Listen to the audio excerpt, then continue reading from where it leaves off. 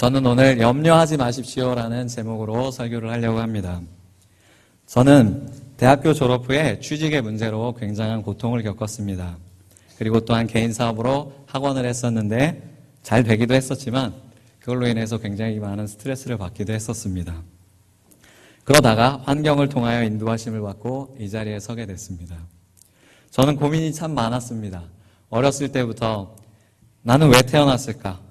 라는 고민을 해봤고, 그리고 또한 제가 어렸을 때 다니던 광명시의 광성교회는 문제가 나중에 생겨서 어른들이 다투고 그 과정에서 보여주시는 모습들에 제가 기독교에 예수님의 환멸을 느껴버렸습니다.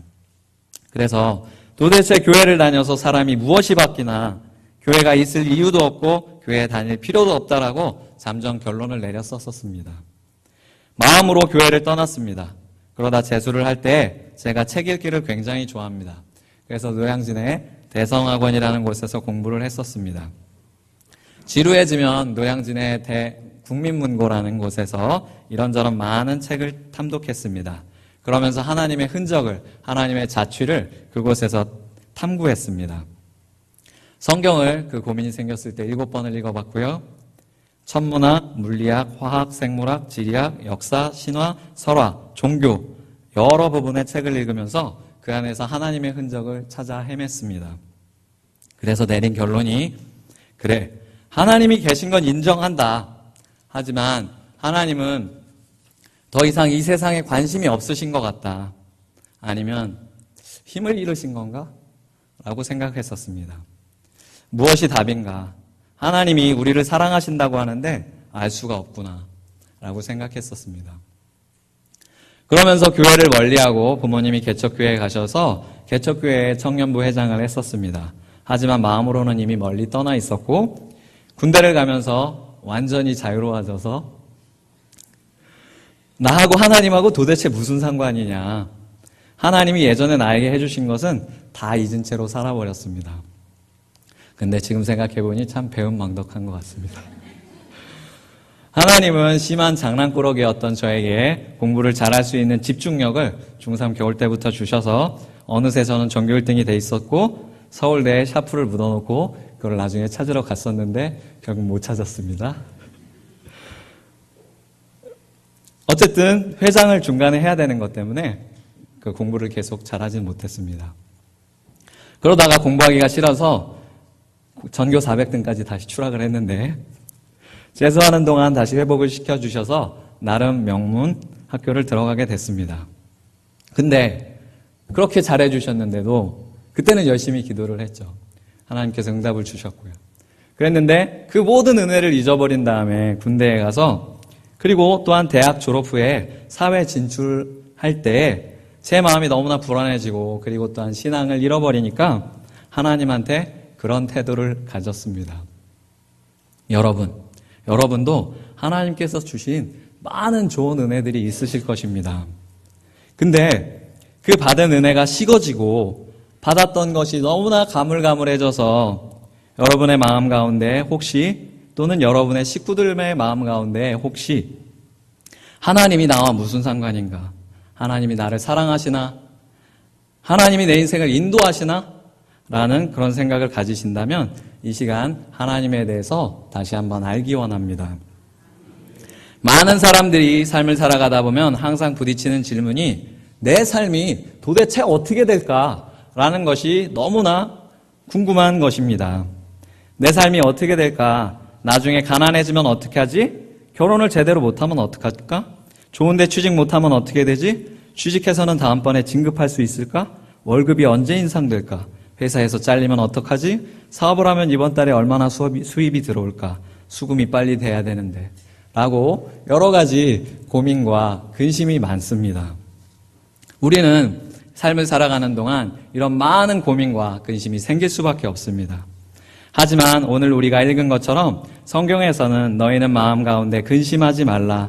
너희 중에 누가 염려함으로 그 키를 한 자라도 더할 수 있겠느냐. 근심을 해서 키가 커지면 참 좋겠죠? 근심하지 말아야 할 첫 번째 이유로 공중의 새를 보라. 26절에 심지도 않고 거두지도 않고 창고에 모아들이지도 않고 너희 하늘 아버지께서 기르시나니 라고 되어 있는데, 이 부분을 풀어서 설명하자면, 얘들아, 제가 하나님의 말투를 좀 흉내를 내보겠습니다. 얘들아, 공중의 새를 봐라. 지구에 있는 수많은 생물들을 봐라. 다 먹고 살잖니. 개들이 농사를 하니 저축을 하니. 그래도 내가 그것들을 기르니까 그것들이 잘 살고 있잖니. 하지만 너희들은 그것들보다 너무나 소중하잖니. 라고 하나님께서 말씀하시는 것입니다. 여러분들은, 저도 이 설교를 준비하기 전까지는 잘 몰랐는데, 얼마나 많은 짐승들이 얼마나 많은 음식을 먹어야지 살 수 있는지를 잘 모르실 겁니다. 서울대공원의 동물이 몇 종류의 몇 마리인지 혹시 아십니까? 380종의 4,300마리랍니다. 그래서 이 서울대공원에서 이 애들을 먹이려고 하면은 하루에 먹는 식사량이 무게로 따지면 6,400kg이고 하루에 280만 원어치가 들어간답니다. 이것이 1987년도 기사니까 물가 상승률을 계산하면 한 400에서 500만 원 정도 될 겁니다. 겨울 난방비는 6억이 들어간다고 합니다. 하루에, 그런데요. 세상에 얼마나 많은 짐승들이 있냐면요. 여러분 여기 앞에다 지구본을 한번 마음속으로 만들어 보십시오.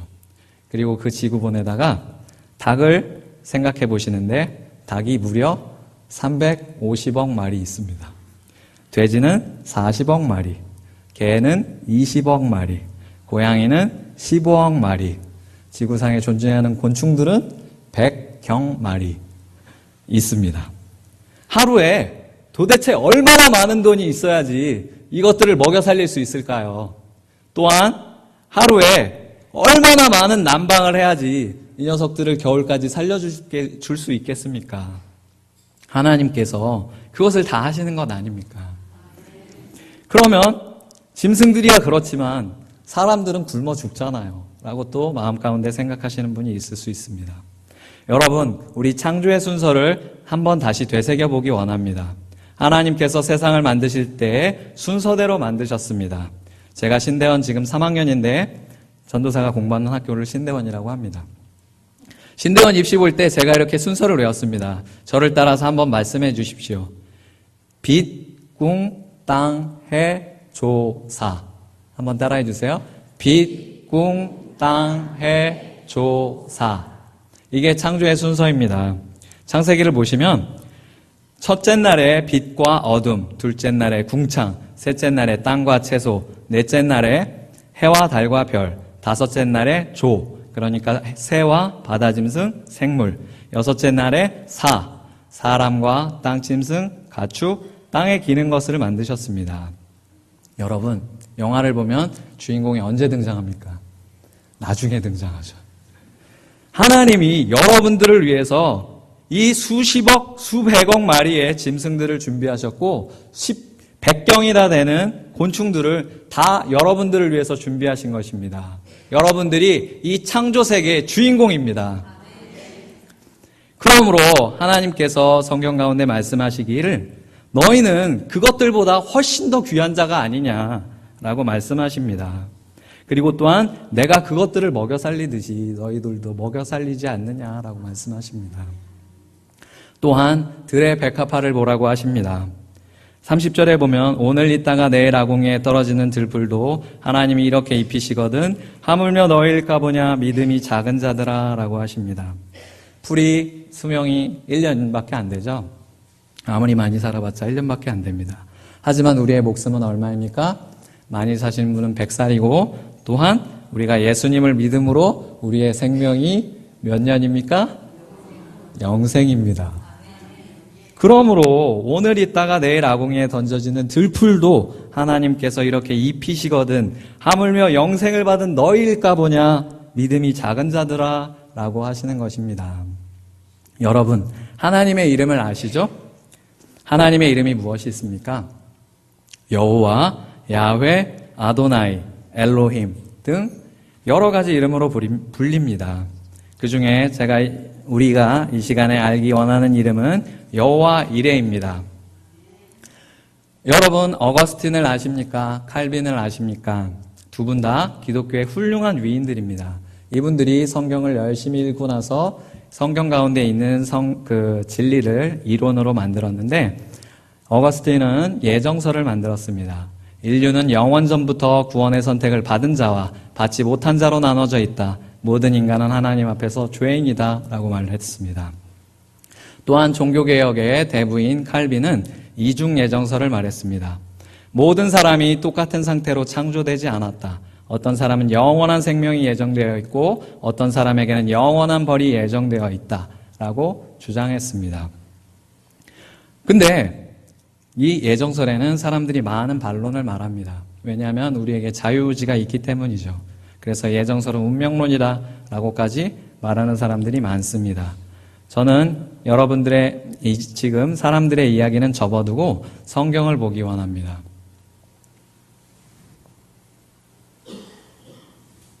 제가 위에 부분을 읽으면 여러분들은 밑에 부분을 읽어주시기 바랍니다. 또 주께서 너희를 위하여 예정하신 그리스도 곧 예수를 보내시리니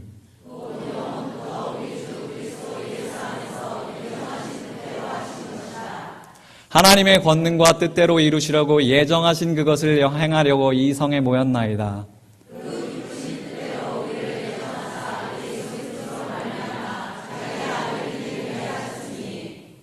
모든 일을 그의 뜻대로 결정대로 일하시는 이의 계획을 따라 우리가 예정을 입어 그 안에서 기업이 되었나니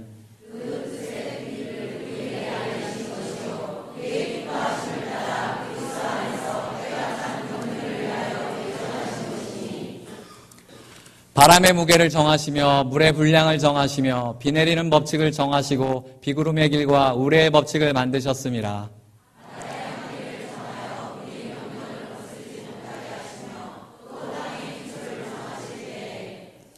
이것은 번갈아 가면서 읽겠습니다. 여인에게서 태어난 사람은 생애가 짧고 걱정이 가득하며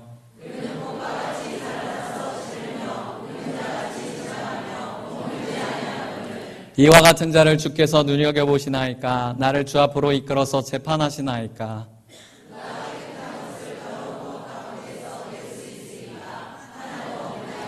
이것은 함께 읽겠습니다. 그의 날을 정하셨고 그의 날 수도 주께 있으므로 그의 규례를 정하여 넘어가지 못하게 하셨사온즉. 아멘. 여러분, 우리가 지금 성경을 봤습니다.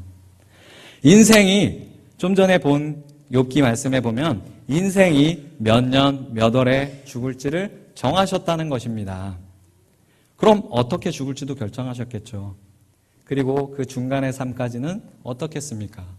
이미 하나님께서 하나님의 정하심을 피해갈 수 있겠습니까? 여러분, 이제 성경을 보시니 어떻습니까? 하나님이 여호와 이레라 불릴만 하십니까? 하나님은 예비하시는 하나님이시며 정하시는 하나님이십니다. 하나님이 우리에게 자유의지를 주셔서 이 창조 세계를 아무도 알 수 없는 혼돈 가운데로 몰아가는 것이 맞습니까? 아니면 하나님이 창조자이심으로 모든 것을 정할 권한이 있으십니까? 예, 하나님은 정하시는 자입니다. 예레미야서 18장 3절에서 6절까지 말씀을 보면 내가 토기장의 집으로 내려가서 본즉 그가 농로로 일을 하는데 진흙으로 만든 그릇이 토기장의 손에서 터지매 그가 그것으로 자기 의견에 좋은 대로 다른 그릇을 만들더라. 그때 여호와의 말씀이 내게 임하니라. 이르시되 여호와의 말씀이라. 이스라엘 족속아, 이 토기장이가 하는 것과 같이 내가 능히 너희에게 행하지 못하겠느냐. 이스라엘 족속아, 진흙이 토기장의 손에 있음과 같이 너희가 내 손에 있느니라. 아멘. 하나님께서 여러분의 삶을 정하셨습니다. 예비하셨습니다. 그럼 자유의지는 뭡니까? 라고 여러분들 마음 가운데 생각하실 수 있습니다. 근데 저는 여러분들에게 그것이 자유의지인지 확신하십니까? 라고 한번 물어보고 싶습니다. 제가 게임 업체의 대기업인 NC소프트에 지원을 한 적이 있었습니다. 면접을 하러 갔었는데 1차 면접을 통과하고 2차 면접을 하는데 이 게임에서 다른 면접자들은 다 최고 레벨인데 당신은 왜 15레벨밖에 안 됩니까? 라고 하시더라고요. 그래서 제가 당당히 게임에 중독될까 봐 적게 했습니다. 라고 했어요. 그리고 나서 집에 와서 생각해 보니까 내가 미쳤나? 왜 그때 그렇게 당당하게 말했지? 라는 생각이 들었습니다. 여러분도 나중에 생각해 보면 전혀 이해가 안 되는 모습을 여러분들이 할 때가 있어요. 잠언 16장 9절의 말씀에 보면 사람이 마음으로 자기의 길을 계획할지라도 그의 걸음을 인도하시는 이는 여호와시니라 라고 말씀하십니다.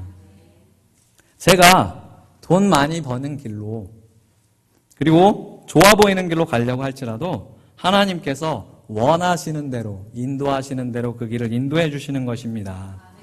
여러분들에게 이 은혜가 있습니다. 그러면 사람들은 이렇게 말할 수 있습니다. 하나님, 어찌하여 제 인생을 이렇게 만드셨습니까? 왜 저에게 부자의 삶을 주시지 않았으며 왜 저에게 재벌의 삶을 주시지 않았습니까? 라고 말하실 수 있어요. 로마서 9장 20에서 21절에 보면 이 사람아 내가 누구이기에 감히 하나님께 반문하느냐 짐을 받은 물건이 지은 자에게 어찌 나를 이같이 만들었느냐 말하겠느냐 토기장이가 진흙 한 덩이로 하나는 귀 있을 그릇을 하나는 천 있을 그릇을 만들 그런 권한이 없느냐라고 하셨습니다. 어떤 사람에게 좋은 삶을 주신 것 같고 또 어떤 사람에게는 못난 삶을 주신 것 같습니다.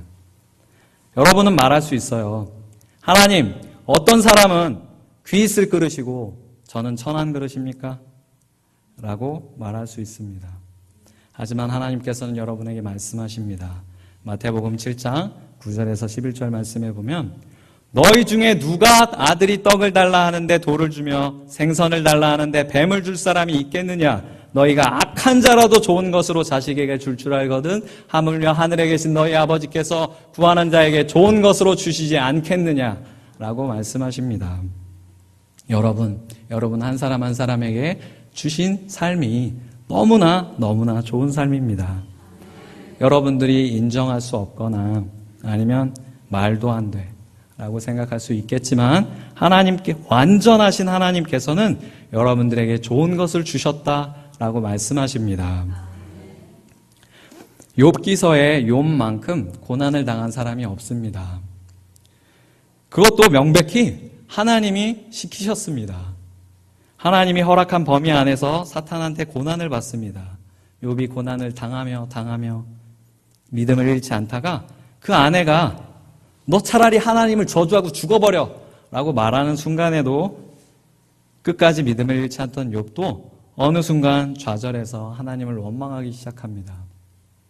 그러다가 욥기 38절에 드디어 하나님을 만납니다. 우레와 함께 하나님께서 나타나십니다. 욥에게. 그러고서 하나님께서 한마디도 욥한테 욥아 미안하다 잘못했어 라고 말씀하시지 않아요. 힘들었지? 라고 말씀하시지도 않아요. 오히려 자신이 어떤 분이신지만 설명하십니다. 하나님은 당당하십니다.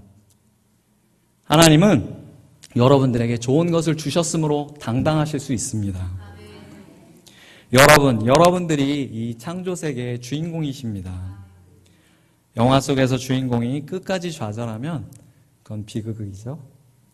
저는 여러분들이 힘내시기 원합니다.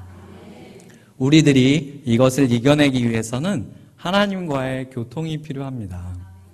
하나님과 의사소통이 되어야지 하나님께서 내 인생 가운데 이런 것을 준비하셨구나 라고 하나님한테 내가 이렇게 의미 있는 존재였어 라는 것을 깨닫게 되실 것입니다.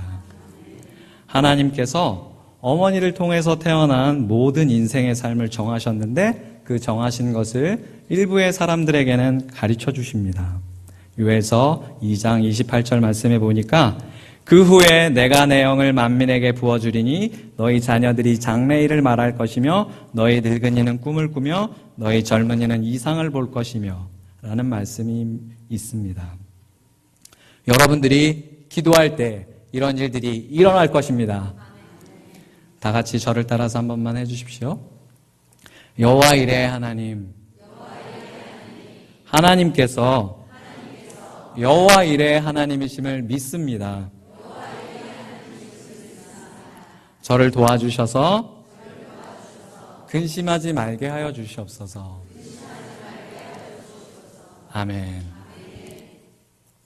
제가 기도 한번 하고 주기도 한번 하고 마치겠습니다. 하나님, 이 시간에 하나님의 부족한 자에게 말씀을 주셔서 이 시간에 강단에서 선포하게 하여 주시니 감사합니다. 하나님, 오늘 하나님께서 주신 말씀이 모든 사람들에게 잘 전파되어 하나님 그 마음 가운데 걱정하지 않도록 도와주시옵소서. 하나님께서 너무나 소중하게 여기시는 우리 사람들이 정말로 근심하지 말게 하여 주시옵소서. 하나님께서 도와주실 것을 믿사오며 모든 말씀 우리 주 예수 그리스도의 이름으로 기도드립니다. 아멘. 주기도문 하시겠습니다. 하늘에 계신 우리 아버지여, 이름이 거룩히 여김을 받으시오며 나라가 임하옵시며 뜻이 하늘에서 이룬 것 같이 땅에서도 이루어지이다. 오늘 우리에게 일용할 양식을 주시옵고 우리가 우리에게 죄 지은 자를 사하여 준 것 같이 우리 죄를 사하여 주시옵고 우리를 시험에 들게 하지 마시옵고 다만 악에서 구하시옵소서. 내게 나라와 권세와 영광이 아버지께 영원히 있사옵나이다.